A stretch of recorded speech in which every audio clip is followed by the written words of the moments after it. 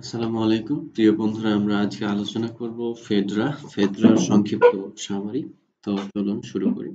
Phaedra একটি tragedy যা 54 খ্রিস্টাব্দে দার্শনিক ও নাট্যকার লুইয়াস অ্যানায়াস সেনেকা রচনা করেন।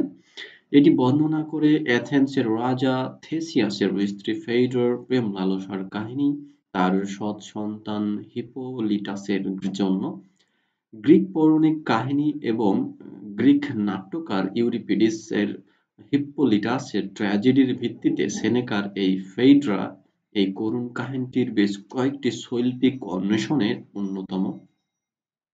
সেনেকা তার সন্তানের অনুসরণে ফেইড্রাকে সচেতন এবং প্রত্যক্ষ হিসেবে চিত্রায়িত করেছেন, যদিও মিথের অন্যান্য আলোচনায় তিনি ভাগ্যের পরোক্ষভাবে তিনি ভাগ্যের শিকার হন। অ্যাথেন্সের রাজা থেসিয়াসের প্রথম স্ত্রী অ্যান্টিওপিও এর ছেলে হিপোলিটাস সে ভোরবেলা শুয়োর শিকার বা তার প্রাসাদ ত্যাগ করে শুয়োর শিকারের জন্য। শিকারের সাফল্যের জন্য কুমারী দেবী ডায়ানার কাছে সে প্রার্থনা করে। তার সৎমা ফেইড্রা, যে থেসিয়াসের দ্বিতীয় স্ত্রী এবং মাইনোস এর কন্যা, যে ভাগ্যের ভাগ্যের শিকার করে আসলে প্রাসাদের সামনে হাজির হয়। কারণ ৪ বছর অতিবাহিত হওয়ার পরেও তাদের পৃথিবীতে ফিরে না আসায় সে মনে করেছিল তার স্বামী থেসিয়াস ও পেরিথোয়াস পাতালপুরীতে মারা গেছেন। মূলত পাতালপুরী আন্ডারওয়ার্ল্ড হাদেসে গিয়েছিল রাজা প্লুটোর স্ত্রী পারসিফনিকে পৃথিবীতে ফিরিয়ে আনার জন্য। ফেইড্রা একদিন তার মা প্যাসিফাকে স্মরণ করে, যিনি হেলিওসের মেয়ে, যে কিনা একটি ষাঁড়ের প্রেমে পড়ে মাইনেটোর নামে এক দানবকে জন্ম দেওয়ার জন্য অভিশপ্ত হয়েছিল। ফেইড্রা ভাবছিল যে সে কি তার মায়ের মতোই ধ্বংসপ্রাপ্ত। ফেইড্রার নার্স ফেইড্রাকে বলে তার অনুভূতিগুলোকে নিয়ন্ত্রণ করা উচিত, কারণ ভালোবাসা মারাত্মকভাবে ধ্বংসাত্মক হতে পারে। ফেইড্রা বলে সে হিপোলিটাসের জন্য পাগল বা অনিয়ন্ত্রিত লালসার দ্বারা আবদ্ধ এবং তার আবেগ তার অজুহাত আপত্তিকে পরাজিত করেছে। অর্থাৎ সৎ পুত্রের প্রতি বিমাতার এই আকর্ষণের নৈতিক দৃষ্টিতে নিন্দনীয় হলেও আবেগপ্রবণ ফেইড্রা ওই ঐকান্তিক কামনার জোয়ার সম্ভ্রমের সকল বাধাকে যেন ভাসিয়ে নিয়ে যায়। অন্যদিকে হিপোলিটাস ছিল নারীর প্রতি নিতান্তই উদাসীন। সে সাধারণভাবে মহিলাদের এবং বিশেষত ফেইড্রাকে ঘৃণা করে। হিপোলিটাস পবিত্র জীবনযাপনকারী। সে খেলাধুলা ও শিকার করতে খুব ভালোবাসে। রাজপুত্র হওয়া সত্ত্বেও রাজ দরবারে থাকতে সে পছন্দ করত না। ফেইড্রা এবার আত্মহত্যা করবে বলে ঘোষণা করে। নার্স ফেইড্রাকে জীবন শেষ না করার জন্য অনুরোধ করে এবং তাকে তার প্রেমে সাহায্য করার প্রতিশ্রুতি দিয়ে বলে, "Mine is the task to approach the savage youth and bend the cruel man's relentless will." বর্বর যুবকের কাছে যাওয়া এবং নিষ্ঠুর মানুষের নির্লজ্জ ইচ্ছাটি প্রকাশ করানোই বা বাধ্য করাই হচ্ছে আমার কাজ। খোরাস দলের প্রেমের শক্তির গান গাওয়ার পরে ফেইড্রা এক আবেগের উন্মাদনায় চলে যায় এবং তার নার্স ডায়ানা দেবীর কাছে হিপোলিটাসের হৃদয়কে নরম করে এবং ফেইড্রা প্রেমে তাকে পতিত করার জন্য প্রার্থনা করে। হিপোলিটাস শিকার থেকে যখন ফিরে আসে তখন ফেইড্রা নার্সকে দেখে জিজ্ঞাসা করে তাকে কেন এত গোমড়া মুখ দেখাচ্ছে। নার্স জবাব দেয় হিপোলিটাসকে জীবন উপভোগ করা উচিত এবং মহিলাদের সঙ্গী হওয়া উচিত। হিপোলিটাস বলে, life is the most innocent and free when spent in the world. বনের মধ্যে জীবন কাটাতে পারলে জীবন সবচেয়ে নিরীহ ও স্বাধীন হয়। সে দুষ্ট মনে করে এবং উদাহরণ হিসেবে মিডিয়ার দিকে ইঙ্গিত করে। তখন নার্স যুক্তি দিয়ে বলে যে প্রেম প্রায় একগুঁয়ে স্বভাবের পরিবর্তন করতে পারে, তবুও হিপোলিটাস তার নারী সমাজের প্রতি অবিচল ঘৃণা বজায় রাখে। ফেইড্রা হাজির হয়ে মূর্ছা হয়ে গেল বা অজ্ঞান হয়ে যায়। হিপোলিটাস তাকে জাগিয়ে তোলে। সে যখন জিজ্ঞাসা করল সে কেন এত দুর্দশাগ্রস্ত, তখন সে তার অনুভূতি প্রকাশ করার সিদ্ধান্ত নেয়। ফেইড্রা যখন তাকে একটি পরামর্শ দিয়েছিল যে হিপোলিটাসকে তার বাবার জায়গা গ্রহণ করা উচিত, কারণ থেসিয়াস সম্ভবত পাতাল থেকে কখনো ফিরে আসবে না, হিপোলিটাস সম্মত হন। তারপর যখন ফেইড্রা হিপোলিটাসের প্রতি তার ভালোবাসার ঘোষণা করে, হিপোলিটাস তখন চিৎকার করে বলে যে সে দোষী, কারণ সে তার সৎ মাতাকে প্রেম করতে উৎসাহিত করেছে। সে ক্ষুব্ধ হয়ে প্রবল ঘৃণার সাথে ফেড্রার প্রেমকে প্রত্যাখ্যান করে। তারপর সে ফেড্রাকে হত্যা করার জন্য তরোয়াল টান দেয়, কিন্তু ফেইড্রা আত্মহত্যার মনোভাব বুঝতে পেরে অস্ত্রটিকে ফেলে দিয়ে সে বনে পালিয়ে যায়। প্রত্যাখ্যাত হয়ে প্রেম আরো তীব্রভাবে জ্বলে ওঠে ফেড্রার মনে।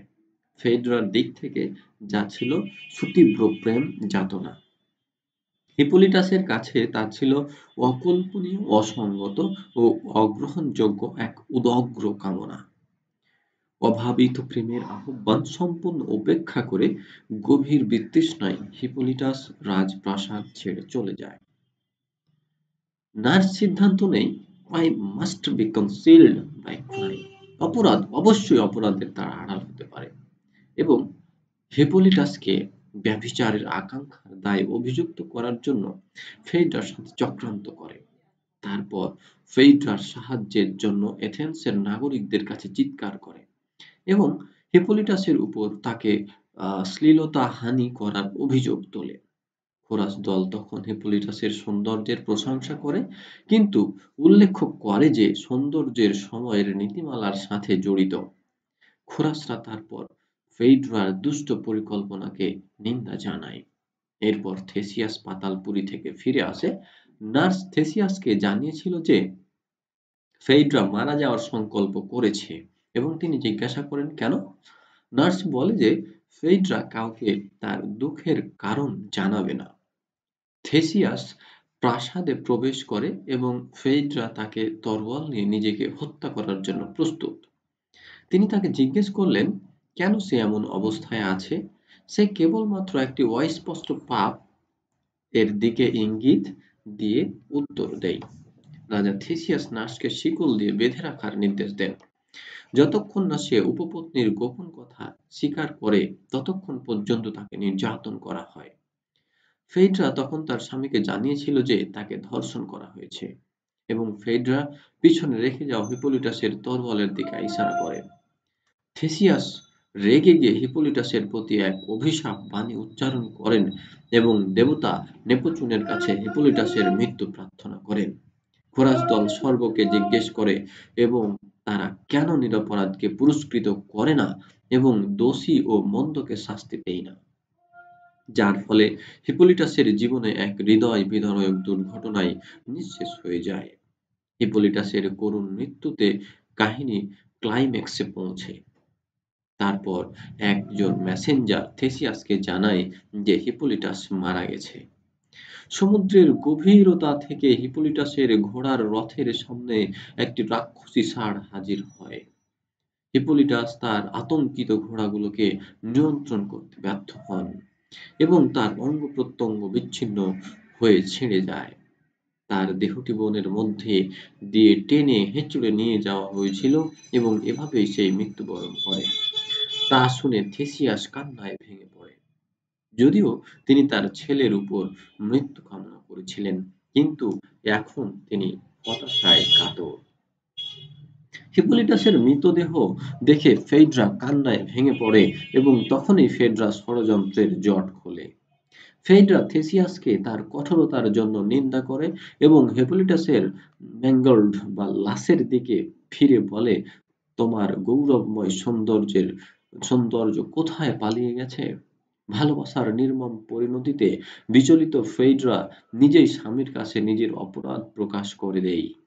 থেসিয়াস প্রকৃত সত্যটি জানতে পারে যে হিপোলিটাস ফেইড্রাকে শ্লীলতাহানি করে এবং ফেইড্রার প্রেম নিবেদনেই হিপোলিটাসকে রাজ দরবার ছেড়ে পালিয়ে যেতে বাধ্য করেছে। ফেইড্রা স্বীকার করে যে হিপোলিটাস তার প্রেম প্রত্যাখ্যান করায় সে হিপোলিটাসের বিরুদ্ধে এই অপবাদ দিয়েছিল। তার অনুশোচনায় ফেইড্রা তার নিজের তলোয়ার দিয়ে আত্মহত্যা করে।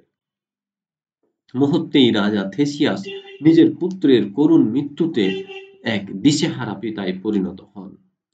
নিজের প্রতি তার রাগ হয়, কারণ তার আবেদনেই দেবতা নেপচুন হিপোলিটাসের মৃত্যু দিয়েছেন। দুঃখ আর হতাশার সাগরেই ঠাঁই পাচ্ছিল না রাজা থিসিয়াস। ফেইড্রার প্রতি প্রচণ্ড ঘৃণা হচ্ছিল তার। তারপর রাজা থিসিয়াস তার পুত্রের দাফন রাষ্ট্রীয় মর্যাদার সাথে সম্পূর্ণ করার আদেশ দেন। অন্যদিকে ফেইড্রার দাফন হয়েছিল থিসিয়াসের ঘৃণায় আর করুণভাবে তার লাশকে অনেক উঁচু থেকে ফেলে দিয়ে মাটিতে চাপা দেওয়া হয়েছিল। এইভাবে সার্বিক বিবেচনায় এই নাটকটি এক ট্র্যাজেডির জন্ম দেয়। রাজা থিসিয়াসের গভীরতম দুঃখ ও হতাশাই এই নাটকের উপসংহার হয়ে দাঁড়ায়। এইবার আমরা ক্যারেক্টারগুলো সম্পর্কে অল্প একটু ধারণা নেব। থেসিয়াস। থেসিয়াস এথেন্সের রাজা। থেসিয়াসের প্রথম স্ত্রীর নাম হচ্ছে অ্যান্টিওপি এবং দ্বিতীয় স্ত্রীর নাম ফেইড্রা। তিনি কঠোরতার জন্য পরিচিত।